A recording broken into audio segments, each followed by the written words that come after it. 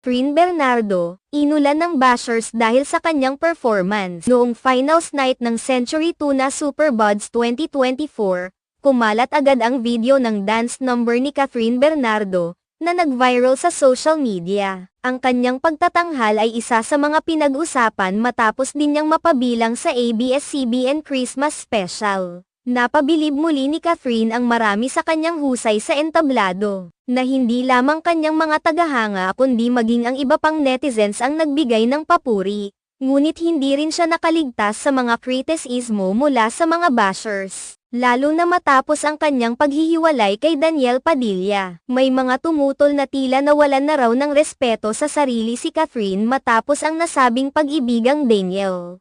Sinasabing tila napariwara na ang kanyang landas matapos ang kanilang paghihiwalay. Sa kabila ng mga pambabatikos, nananatili pa rin ang suporta ng karamihan kay